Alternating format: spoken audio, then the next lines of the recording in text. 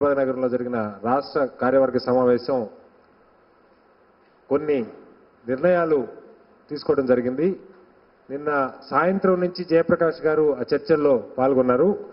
ఇందులో ప్రధానమైన అంశాలు ఏంటంటే రాబోయే మున్సిపల్ ఎన్నికల్ని దృష్టిలో ఉంచుకొని చేపడుతున్నటువంటి పట్టణాల సమస్యల ప్రజా కార్యాచరణ కార్యక్రమాల్లో రాష్ట్ర వ్యాప్తంగా ఉన్న మొత్తం మున్సిపాలిటీల్లో కూడా ఈ కార్యక్రమం టేకప్ చేయబోతున్నాం.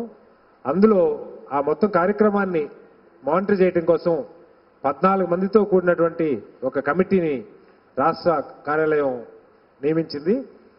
ఈ కమిటీ మొత్తం నియోజకవర్గ మున్సిపాలిటీల వారీగా రాష్ట్ర నాయకత్వాన్ని 2 మున్సిపాలిటీలకు ఒకరిని ఇన్ఛార్జిగా పెట్టడం, అలాగే జిల్లా నాయకత్వానికి కొన్ని మున్సిపాలిటీలు అప్పగించడం, అక్కడ పార్టీ చేపట్టబోయేటువంటి ఈ ఫేజ్ 1 ఈ సంవత్సరం డిసెంబర్ వరకు జరిగే కార్యక్రమాల పర్యవేక్షణ, సలహాలు, సంప్రదింపులు, వాళ్ళని స్థానికంగా ఉన్న ప్రజల సమస్యల మీద పరిష్కారాల కోసం చేసేటువంటి ప్రజా సమస్యల పరిష్కార కార్యాచరణలో భాగస్వామ్యాలు చేయటం. అలాగే రెండో అంశం జిల్లాల రివ్యూలు. గత 10 రోజుల నుంచి లోక్సత్తా కమిటీలు 6 కమిటీలు రాష్ట్ర వ్యాప్తంగా పర్యటించారు. ఆ కమిటీలు అక్కడ కొన్ని మార్పులు చేర్పులు సూచించినవి తుదిగా రాష్ట్ర నాయకత్వం ఆధ్వర్యంలో ఇక్కడ హైదరాబాద్లో ఈ నెల 25 నుంచి 30వ తారీఖు లోపు ఒక్కొక్క రోజు 3 నుంచి 4 జిల్లాలను ఇక్కడికి పిలిపించుకొని 14 మందితో ఒక్కొక్క జిల్లా బాడీలు కొత్తగా మళ్ళా ఫామ్ చేసుకోవడం జరుగుతుంది.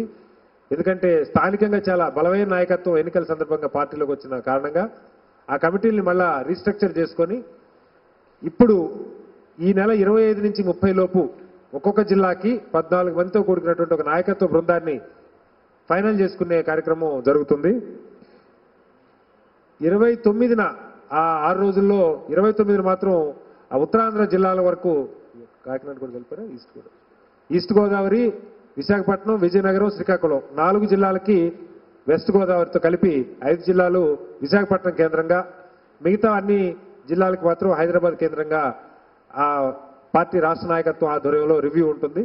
ఫైనల్ చేస్తారు 14 మంది అభ్యర్థుల్ని, 14 మంది కమిటీని ఫైనల్ చేస్తారు.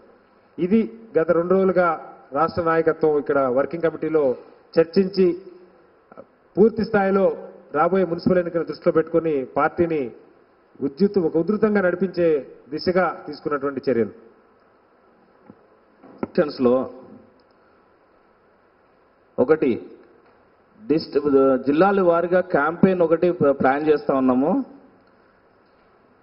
1000 చిన్న పట్టణాలు డెవలప్ చేయాలని చెప్పి లోక్సత్తా పార్టీ చెప్పడం జరిగింది. దాంట్లో భాగంగానే ఆ 1000 చిన్న పట్టణాలని గుర్తించి ఆ 1000 చిన్న పట్టణాల్లో పట్టణ వారీగా ఎవరొకరు అడాప్ట్ చేసుకుని ఆ పట్టణాన్ని, అది పార్టీ వాళ్ళు కానీ పార్టీలో బయట వాళ్ళైనా కూడా పర్వాలేదని చెప్పేసి వాళ్ళు అడాప్ట్ చేసుకున్న దగ్గర నుంచి కూడా ఆ పట్టణంలో రేపు పొద్దున ఆ పట్టణాన్ని మనం ఎలా డెవలప్ చేయొచ్చు, దానికి కావాల్సిన నిధులు ఎలాగ సమకూర్చొచ్చు, ఆ పట్టణంలో ఉన్న సమస్యల పరిష్కారం గురించి ఏం చేయొచ్చు అన్న దాని మీద ఒక హోర్డింగ్స్ లాంటివి ప్రిపేర్ చేసి, అంటే ఆ హోర్డింగ్స్ ఆ డిస్ప్లే అన్నీ కూడా ఆ రేపు పొద్దున మన పట్టణము ఒక చిన్న పట్టణం కింద డిక్లేర్ చేస్తే ఏం జరగబోతుంది అని పబ్లిక్కి తెలిసే విధంగా, అది రాబోయే 5 సంవత్సరాలు కూడా ఆ హోర్డింగ్స్ అన్నీ ఉండే విధంగా మేము ప్లాన్ చేస్తూ ఉన్నాము. రెండోది సిటిజన్ సెంటర్స్. లోక్సత్తా పార్టీ ముందు నుంచి చెప్తా ఉన్నది, సిటిజన్ సెంటర్స్ అన్నది ప్రతి చోట మేము స్థాపించి పౌరులకి మనకి సమస్యలు అర్థమయ్యే విధంగా దాన్ని పరిష్కరించే విధంగా మనం తీసుకొద్దామని చెప్పేసి అంటా ఉన్నాము.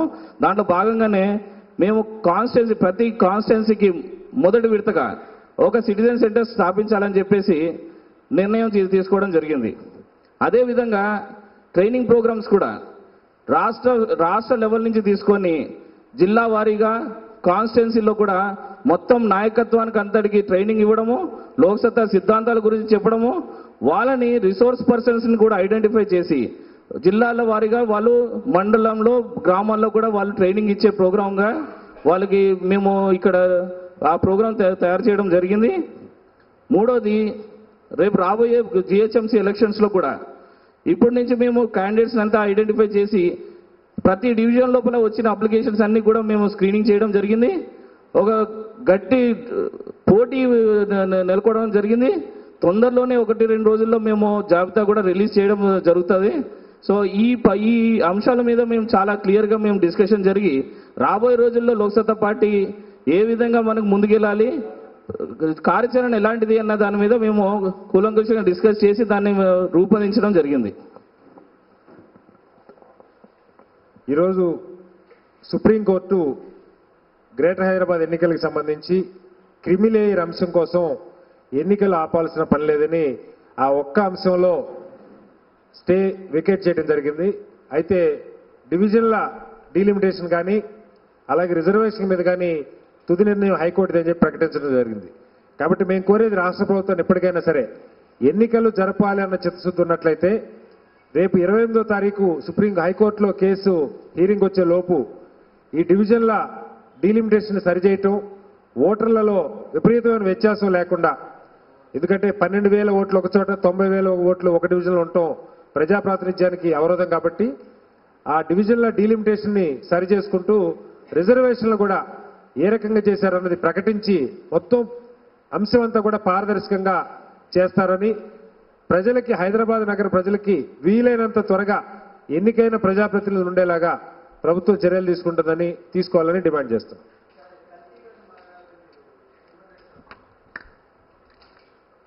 ఇవాళ నిన్న జరిగిన కల్తీ కల్లు మరణాల అంశంలో 6 చనిపోవడం జరిగింది. రాజేంద్ర నగర్ ప్రాంతంలో అలాగే మూసాపేటలో కూడా కల్తీ కల్లు తాగటం వల్ల మరణాలు సంభవించడం, ఆ మత్తు మందు డైజోఫాము తర్వాత సిహెచ్ అనేటువంటి క్లోరోహైడ్రేట్ కలిపినటువంటి ఆ మత్తు అలవాటు పడ్డ వాళ్ళు అది అందుబాటులో లేనప్పుడు మానసికంగా చాలా డిస్టర్బ్ అయిపోయి పిచ్చివాళ్ళుగా మారిపోతున్న పరిస్థితి ఉంది, ప్రాణాలు కోల్పోతున్న పరిస్థితి ఉంది. ఈ నేపథ్యంలో 6 మరణించిన సందర్భంగా మానవ హక్కుల కమిషన్ కలిసి లోక్సత్తా పార్టీ మరొకసారి విన్నపం వారికి సమర్పించాం. ఈ ఎక్కడైతే కల్తీ కళ్ళు అందుబాటులో ఉన్నదో ఆ షాపులన్నీ మూసేయటం, అలాగే బెల్ట్ షాపులు గత 2 సంవత్సరాల నుంచి లోక్సత్తా పదే చెప్తున్న లక్షల సంఖ్యలో బెల్ట్ షాపులు రాష్ట్ర వ్యాప్తంగా ఉన్నాయి. హైదరాబాద్ నగరంలో శివారు ప్రాంతాల్లో కానీ బస్తీల్లో కానీ ఈ రోజుకి బెల్ట్ షాపులు కొనసాగుతున్నాయి. ఈ రెండింటిని కూడా తక్షణం క్లోజ్ చేయాలని చెప్పి మానవ హక్కుల సంఘాన్ని కోరటం జరిగింది. వెంటనే మానవ హక్కుల కమిషనర్ గారు స్పందించి ఎక్సైజ్ కమిషనర్ గారికి ఆదేశాలు జారీ చేశారు. ఏ జిల్లాలో అయితే లోక్సత్తా పార్టీ చెప్పిందో ఆ జిల్లాలో ఉన్న మొత్తం బెల్ట్ షాపుల వివరాలు ఒక రిపోర్టు సెప్టెంబర్ 30వ తారీఖు లోపు ప్రభుత్వ మానవ హక్కుల కమిషన్కి సమర్పించాలని డిమాండ్ చేశారు. దీన్ని మేము స్వాగతిస్తున్నాం.